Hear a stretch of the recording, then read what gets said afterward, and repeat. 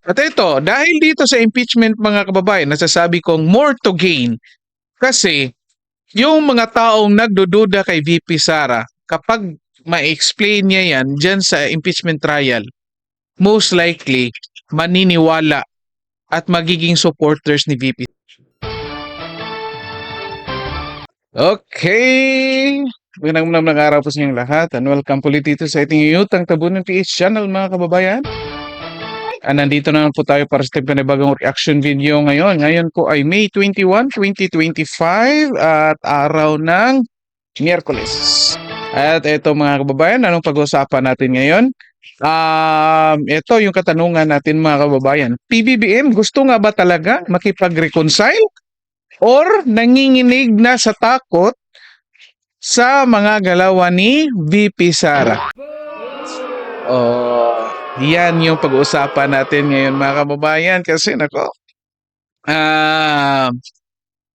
nag-express na intention to reconcile daw mga kababayan. Tapos na nag-eleksyon. At before mag-eleksyon, habang nangangampanya, banat ng banat. Sa tingin nyo ba, sincere yan? Yan po ay pag-usapan natin ngayon mga kababayan. At ito, kasi nga, na nakakatakot nalaga itong mga galawan. Nakikita ko mga galawan dito ni Vice President Sara Duterte mga kababayan. At ito, pinglakson din mga kababayan. Bumanat din sa mga cabinet members ni PBBM. Kala ko ba alyansa ito? Pero ito talaga si Ping Lacson mga kababayan. Dati pa ito. Wala itong kinikilingan. Kahit magkasama pa kayo, halimbawa katulad nito, alyansa, kapag nakikita niyang mali, bana talaga ito. Kaya nga binoto ko ito bilang presidente last time mga kababayan. And unfortunately, hindi lang nanalo. Well anyway, ito, may video tayo dito mga kababayan. Galing ito sa Bilyonaryo News Channel. Pakinggan lang muna natin. Maiksi lang ito. Then, insert lang tayo. Okay, by the way, bago natin umpisahan, paki-like and share po ng videos natin and then paki-subscribe na rin po sa ating channel. And sa lahat ng nakapag-subscribe na, of course, maraming salamat sa lahat. Okay? Ito, umpisa na natin. Ayoko ng gulo. Gusto ko makasundo sa lahat ng tao. Mas maganda, marami na akong kaaway. Hindi ko kailangan ng kaaway. Kailangan ko kaibigan. Malinaw ang mensahe ng Pangulo na Yan, klaro yung mga babayan ha. Mas marami na raw siyang kaaway. Teka lang. Kailangan niya kaibigan. Kasi marami na siyang kaaway. Teka. Ano masasabi yun dyan mga kababayan? Di ba? Kasi kung mabuti kang tao, sa tingin niyo ba dadami yung kaaway mo? Well anyway, comment nyo dyan mga kababayan kung ano masasabi nyo dito sa kanyang pahayag ha. Kailangan niya daw kaibigan. Mukhang wala ito kaibigan taong to, mga kababayan. Wala ka man lang malapitan. Paano yung mga kaalyansa mo? Paano yung pinsan mo? Hindi mo ba matatawag na kaibigan nyo? Well anyway, patuloy natin. pahayag ng kahandaang makipag-ayos sa pamilya Duterte at suportado ito ni Senate President Cheese Escudero. Inamin din ni PBBM sa debut episode ng kanyang podcast na mahaba pa ang listahan ng mga dapat ayusin sa natitira niyang termino. Pero sa kabila ng unity breakup, mahalaga pa rin ang kooperasyon sa loob ng gobyerno. Tao. At bakit ngayon lang niya ito sinasabi mga kababayan? Sa tingin niyo, comment niyo nga dyan. Ngayon lang niya na-realize yan na ang dami pa talagang kailangang gawin dito sa bansa natin at meron na lang siyang ilang taon, 3 taon pang na lang na natitira. Ewan ko lang matatapos pa niya yan. Ito pag-uusapan natin. Insert lang muna natin. Gusto niya daw ng reconciliation. Comment nyo nga dyan kung nakikita nyo bang sincere itong intention niya na makipag-reconcile or hindi ba kaya natatakot lang ito dahil sa mga pinagagawa ngayon ni Vice President Sara Duterte, mga kababayan. Okay? Kasi ito, kung titingnan ninyo, kung ako kasi kahapon in-interview si Salvador Panelo, mga kababayan, lumabas sa interview ni Salvador Panelo na mayroong mga tao or ilang tao na 3 months ago nag-umpisa ng pumagitna sa dalawang ito, Marcos at Duterte. Okay? Hindi lang natin, ang pagkakaintindi natin is yung tao na yon or yung mga tao na yon, initiative nila yon. Walang nag-utos. It so happen na parang common friend ng kabilang parties. Kaya sila na ang nagkusang loob na gumawa ng paraan para magkaayos yung dalawang grupo. Yung dalawang parties, Marcos at Duterte. And unfortunately, hindi nagtagumpay kasi nga ang dami na nang ginawa nilang kasalanan sa mga Duterte, mga kababayan. Okay, unang-una. Balikan niyo yung 2023. Na kung saan nagpahayag na si Vice President Sara Duterte na meron na siyang mga naririnig. Na patungkol sa pagbanat sa kanya or pagpapabagsak sa kanya dyan sa Congress. Yung Vice President nga, nalaman niyang mga plano na yan. Sa tingin niyo, hindi malalaman ng Presidente yan? Yet, kung titingnan natin, yung Presidente ang may mas malaking confidential at intelligence funds. Kung nalaman ng Vice President yung mga plano ng mga congressman na yan na pabagsakin si VP at hindi malaman ng Presidente at hindi nalaman ng Presidente, isa napunta yung intelligence funds niya. Ibig sabihin, hinayaan man niya yan, may control man siya sa Congress o wala, yet the fact na inallow niya yung pinsan niya na mangyari yan, di ibig sabihin, alam niya. Di ba? So, ang dami na. At the same time, alam ni VP Sara ang role ng asawa ng Presidente na si Liza Marcos, mga kababayan. And yet, inalaw pa rin ng Presidente yan.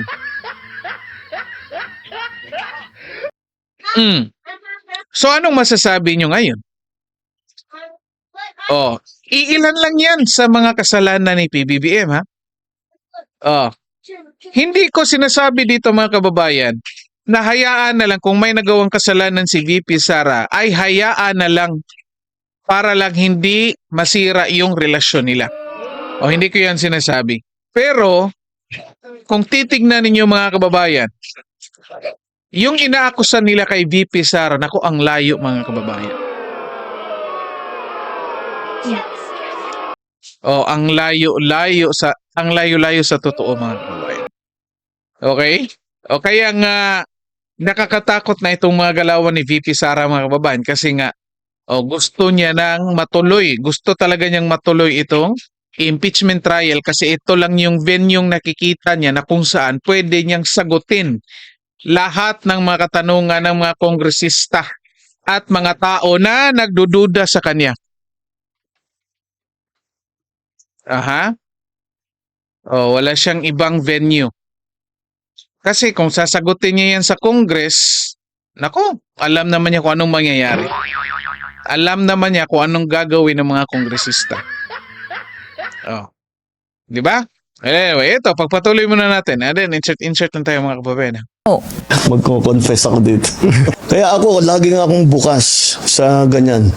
I'm always open to any approach na alika magtulungan tayo. Diba? Kahit hindi tayo magkasundo sa polisiya, hindi tayo magkasundo. Gawin niyo yung trabaho pero wag na tayong nanggugulo. Wag na natin, tanggalin natin yung gulo. Tingnan yung mga kababayan, ha? Sino kayang pinatutukuyan niya dito na, huwag na, pwede tayong, kahit hindi tayo magkaisa sa pulisiya, huwag na tayong manggugulo. So, lumalabas pa doon na si Sara Duterte pa ang nanggugulo, mga kababayan? Pinapalabas ba niya na si Sara Duterte? Well, anyway, comment kayo dyan kung anong interpretation ninyo.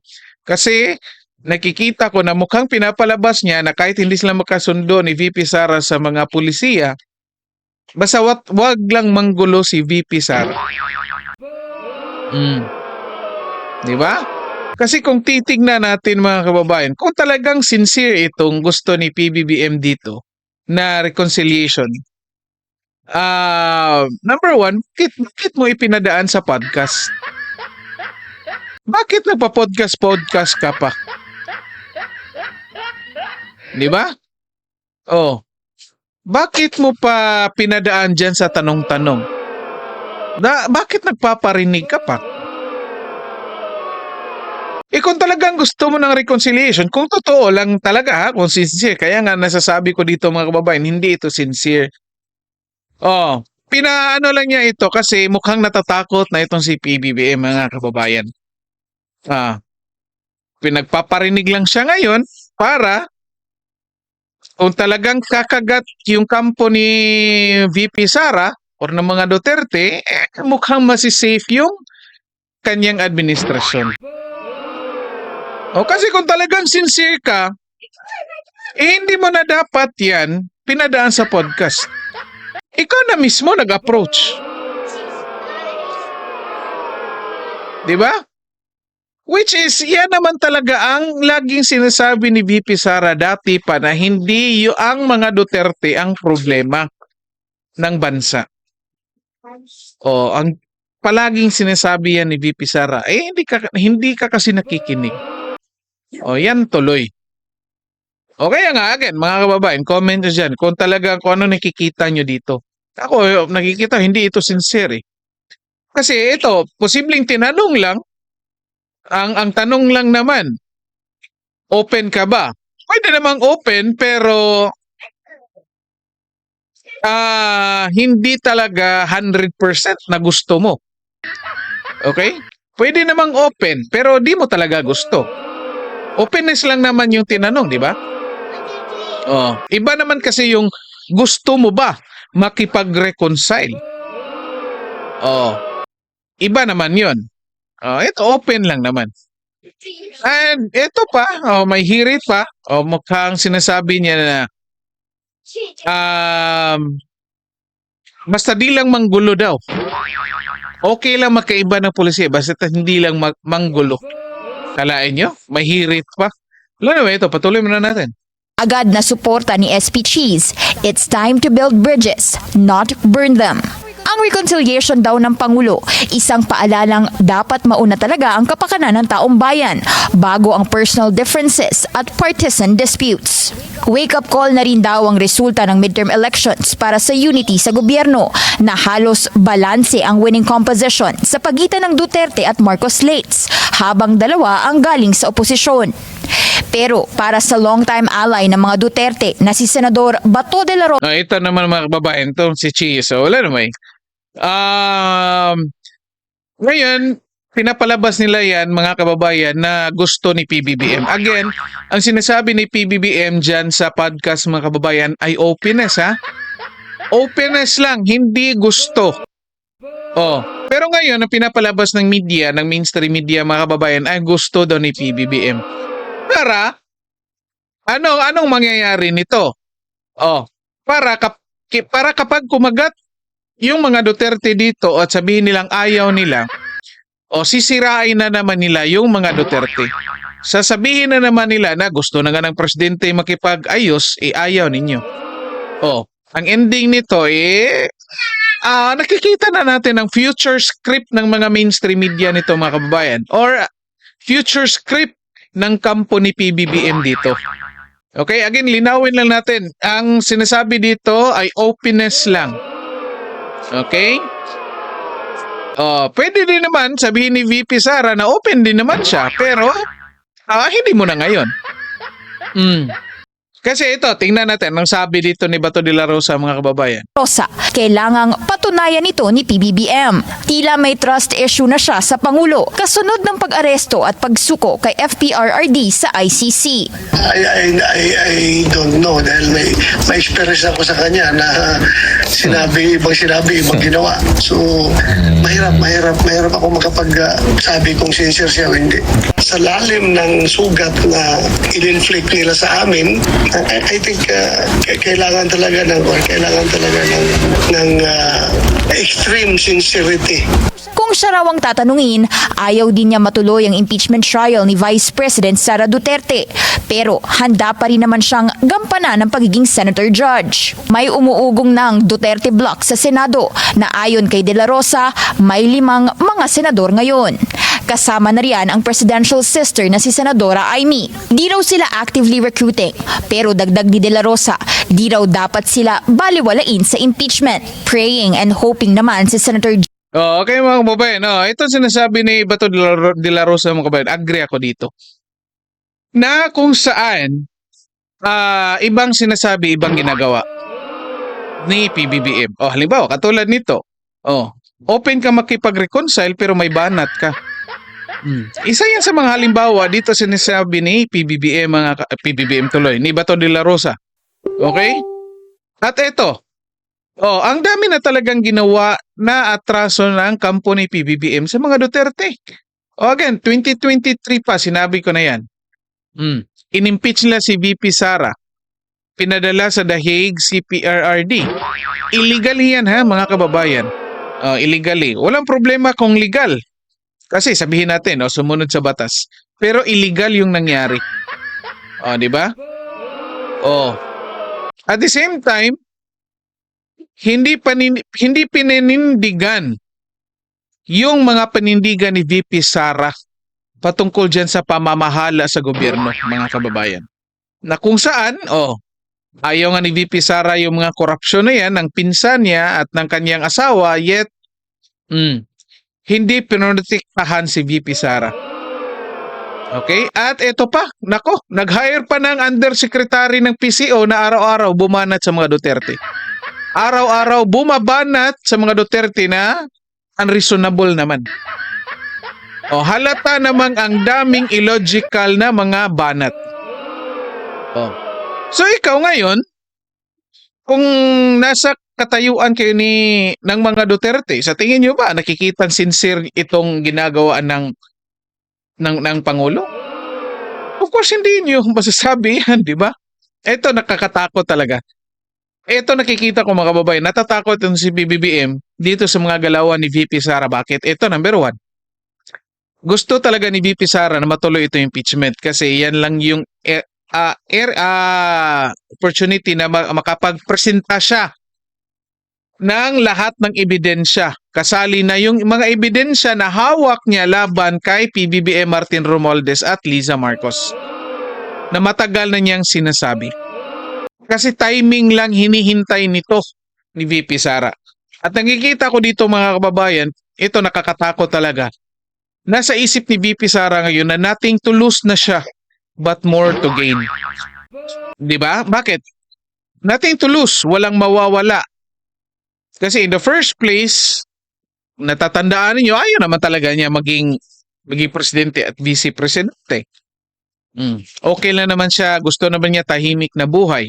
At ito pa, kung i-convict nila si VP Sara, most likely lahat ng mga supporters ng mga Duterte alam na political yan.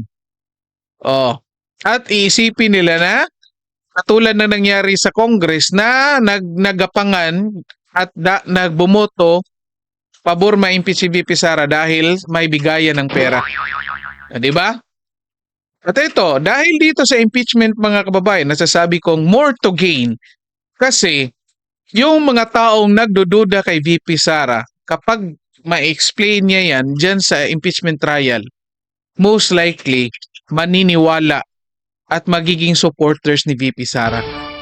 Yan yung delikado dyan. At posibleng yung ibang mga kakamping, may chance pa na lilipat, mga kababayan. At yung mga ibang nasa gitna, mukhang susuporta pa dito.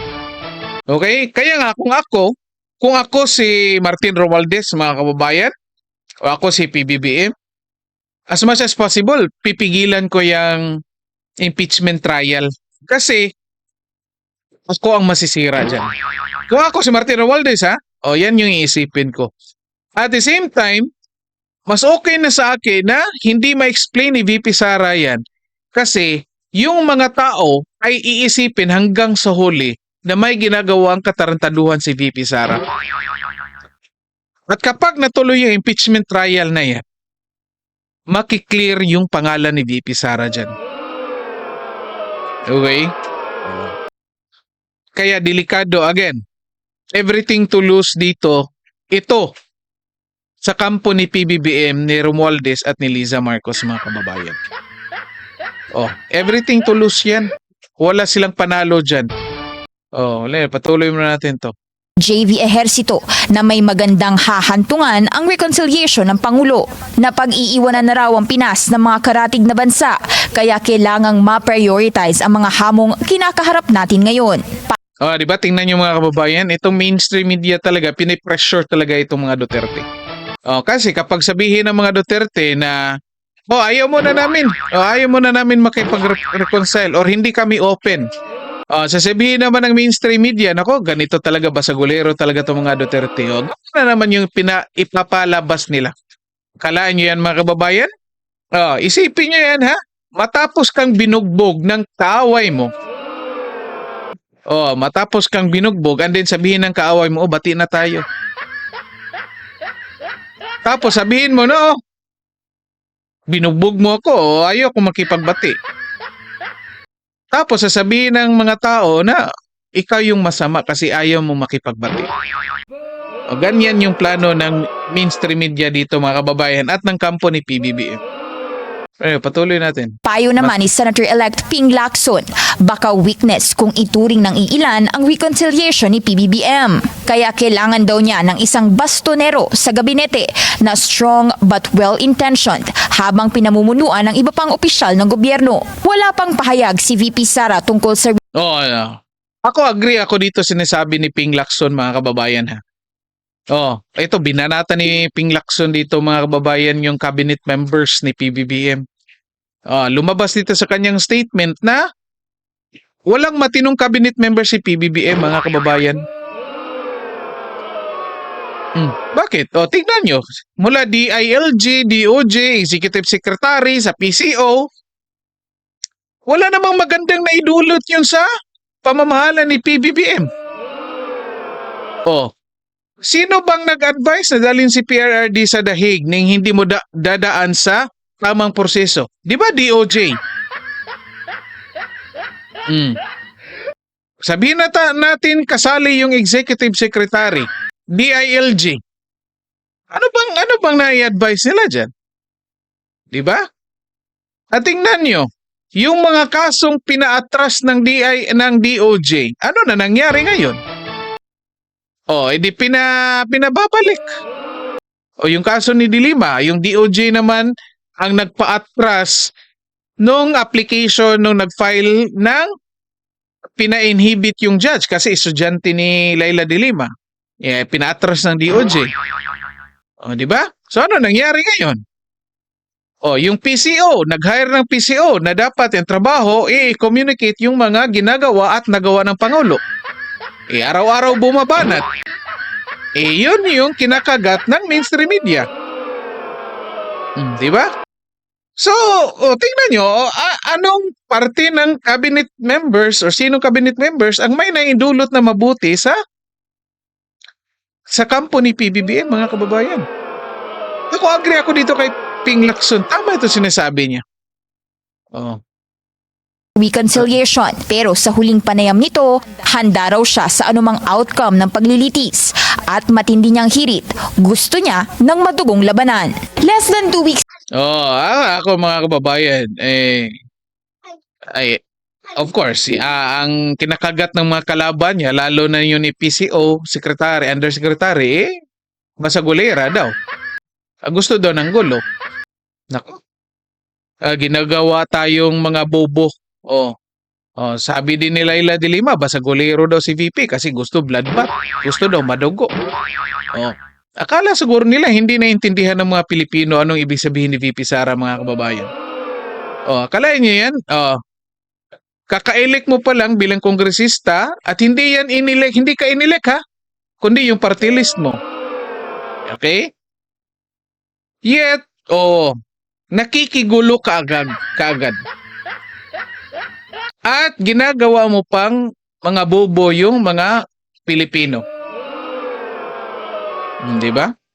Well, anyway, mag-comment kayo dyan mga kababayan kasi nakikita natin dito mukhang exciting itong mga nangyayari dito ngayon mga kababayan kasi ito. Handang-handa na ito si VP Sara ilahad-lahat mga kababayan. Again, nothing to lose ito. But more to gain.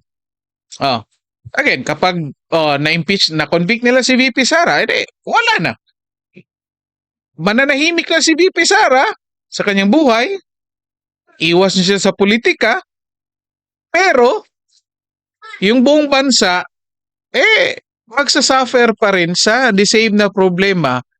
Either sa time na hindi na-convict si VP Sara at pagkatapos nang i-convict si VP Sara. Ganun pa rin yung problema ng bansa. Kasi nga hindi naman talaga si VP Sara ang problema. Well, anyway, comment kayo dyan kung ano masasabi nyo dito sa mga pangyayari na ito mga kababayan. Sagutin nyo yung tanong natin. Kung talagang sincere ba ito si PBBM or natatakot lang dito sa mga galawan ni VP Sara. Okay? So, paki-like po and share ng videos natin and then paki-subscribe na rin po sa ating channel. Okay? Maraming salamat sa lahat at manang araw po sa inyo.